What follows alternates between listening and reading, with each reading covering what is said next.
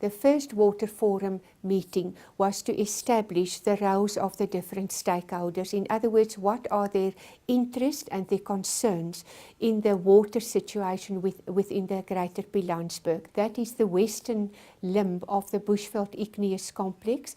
That is an area where there is intense mining activities. There are significant water constraints. So there are competing water users and users in that area. It was also necessary to establish a platform, also to allow for liaison between the different stakeholders. Many of the villages, for example, have to go without water as a result of the lowering of the water table by the mines, and also because of the assimilative and also carrying capacity constraints of the water. For that reason, it also presented a risk to the ecotourism and tourism sector. For example, Sun City, Sun International, the Legacy Group too, expressed great concern because of the water constraints in the areas. When we're looking at the question of water as a human right, in South Africa, I think, thanks to a lot of the discussions and debates that have happened over the years since our transition, as well as the issues that are enshrined in our Constitution, there is a much greater appreciation of what is contained in Section 27B of our Constitution, which provides that everyone does have the right of access to sufficient water. There's very little underground water in this country, and the reality is that because of that, we are regarded as a water-scarce country. The basic services target is still a top priority for government. Those who don't have water, those units you put up there, is coming from our database, and the minister provided that. It's unacceptable that people still have raw water. That's priority one. Then completing the basic services, including a human settlement site. The MIG grant is for water services, 7 billion rand per year. It's a massive program, and you have to force your local governments to work on those issues. Now, the lack of political will and the greed of society, that is actually the problems we're looking at. And that is what our natural heritage and resources are facing, and that will be the destruction of our biotic and abiotic cultures. We have got coal deposits in many parts of this country. It is not necessary to totally undermine the natural resources, the water purifying and the water preserving resources of the Eastern Escarpment, simply because that is where a lot of the coal mining has historically taken place. So choices will have to be made, but let those choices be made transparently, expeditiously, and with a unified environmental impact assessment process. I think the biggest water security challenge in South Africa is water functionality. With all due respect, the Department of Mineral Resources simply does not have the knowledge, the capacity, or the basis in science to make those kinds of decisions, which at the moment, de facto, it is being allowed to make. And that is truly unacceptable and something that government needs to fix. We must not forget the responsibility of government. You know, there are so many acts that I've seen here today. They have been flouted, and there are no repercussions. Either a company gets fined 200 million rand, it doesn't go back to their communities, nobody knows where it goes. Whether it gets paid or not, nobody knows. We never get any feedback. We've got two focus areas. The one is outcome. And you know, we've got a national development plan, we've got Eskom electricity, we've got food security, we've got the mines with the business, we've got agriculture, we've got environment. It's about the business. We want to prosper, whether social or economic. On the other side, we've got the resource. And Water Affairs is looking with a back to the outcome, and we just look at the resource. We hug each other and say, no, resource, resource, resource. And we have to do this. So we've got these actually two interesting components. And what we need to do is the reconciliation here.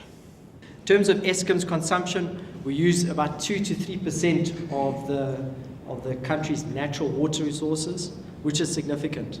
So just very high level, some of the water saving initiatives that we are undertaking, clearly the dry cooling as well as the new stations, as well as some retrofitting, but the desalination and reuse of mine water, clearly that's where we believe, from Eskom's perspective, from a water-related impact, where we can play a significant role, particularly with the tied mines. The water conservation and water demand management program is something that Eskom has kicked off as part of our signatory to the CEO water mandate. But at the moment, our estimates is that we need about officially it's 670 billion rand over the next 10 years to invest in water management. Capital and O&M. Well, I'm saying it's going up to 70, because we're working with agriculture, and they submitted to me a list of dilapidated farms, and we have to recover them. 16 billion rand. It's there, water, just to make it happen. The problem between mining and community is definitely a form of trust. Every time a community is approached, there's a lot of promises, there's a lot of things on paper, and we all know in South Africa it's very good on paper, but nothing's being implemented. I must fully agree with what Ms. Bosman said. The people come first. It is not debatable. The mines will have to start, as we humans have to start, by not just using and losing. They will have to start, as we will have to start, to totally recycle every bit of black water, grey water, and capture the rainwater that we can to exist as a species. You need partnerships, and you need not only partnerships between government and mining companies or so, but you need to understand and between mining companies themselves, to organize themselves so that they can think about their needs and their impacts on a bigger scale. The mines are doing a lot in terms of social, dedicated social obligations. As an example, with the Kelyhans River project, one of the pipelines that we are trying to get developed, the mines in that area, because they are all together, and we could look at the scale of economy, are prepared to pay at least 58% of the capital cost of the social water portion of that pipeline. Now you might think, what's that cost? If you calculate it in nominal terms, it's something like R1 billion, so it's not small money. But that is the benefits that you start to accumulate once you have everybody around the table. Throughout consultation, we have a perception that mining companies, hotels, and resorts are using more water than we do. And we are being told that the hotels and the industries are paying much less, which is what we know. But the fact is, also the industries and the mines should actually join together and give us information. You need to understand, from a commercial point of view, we're eternally grateful that the mines are there. They generate business for us, they support us, and they're an absolutely key component to the economy of South Africa, as is tourism. So there is a desperate need for both the tourist industry, the commercial industries in the area, and the mining industry to work together. And I think if anything's happened today, it's that message has come through loud and clear. The Sun City Pilanesberg area, it's the fourth largest, it's in the top 4 tourist attractions in South Africa. As a brand, it is well known in the world as much as Cape Town is known, as Nelson Mandela Square is known for Nelson Mandela Stadium, as the Kruger National Park is known. And it's those brands that really create a lot of employment, create a lot of jobs, and a lot of opportunity. And I think it's something we really need to protect. So mining and ourselves need to find a delicate balance. Of all the risks that we face in our business at Sun City, the sustainable supply of good water quality, and also importantly, at a fair price, is the highest. We draw on average 7.5 million litres a day, And importantly, a number of measures over the past year have meant that our consumption year on year has fallen by 13%. I think the good news is that we're able to recycle 2.5 million litres per day. So a third of what we draw is recycled every day.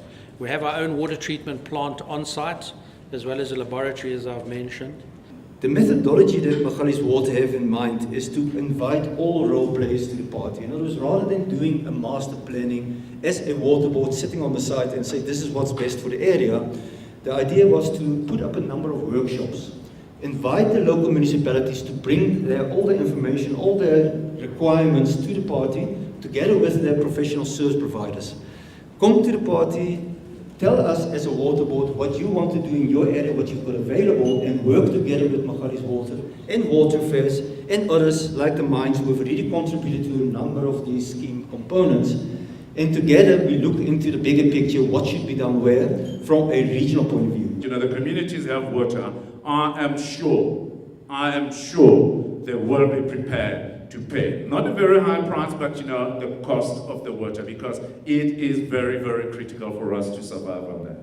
But in the end, I think the critical thing about success, and I'm coming back to one of my next slides here. Why do you think it's not happening? Do we have enough commitment from government? Do we have enough commitment from the sector? Do we have commitment from communities? So I think commitment is the biggest issue. If you want, you can. And I hope that we can avert being either short-sighted or stupid in the way in which we deal with the natural resources of our country.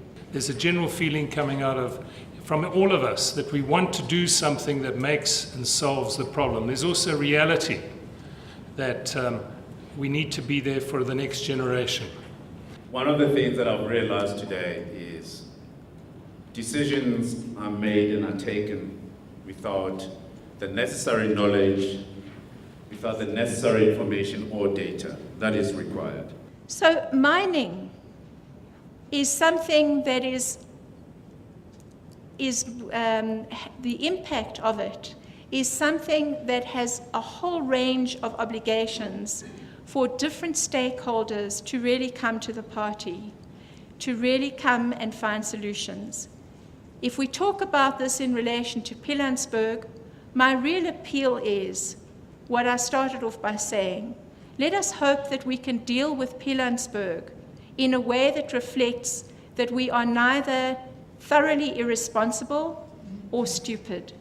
Let us really try and use the occasion, such as the one that we have today, to try and find some collective opportunities for us to work together and to work constructively.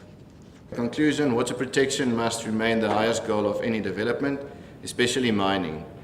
Even if it means reduced mineral productivity, we need to change our attitudes and work to sustainable future and a prosperous South Africa. This water forum, it is my modest opinion, was indeed successful to establish that platform or to establish the groundwork. So it is our intention now to establish liaison with, for example, the Chamber of Mines. The first meeting is indeed with the Chamber of Mines to see how a regional plan can be formulated. That is where all the mining companies will now assess not only their individual water balance or their individual impacts, but they will also assess it on a regional basis. In other words, all the mines operational in that area will now determine what is the water balance, what are the water demands, what is the water supply scenarios at the moment, and to then work towards, one could say, an integrated development plan for the water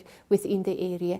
And the same sort of clusters will develop for communities, for ecotourism and tourism action plans in order to determine how better to manage our water scarce resources within the Greater Pilanesberg.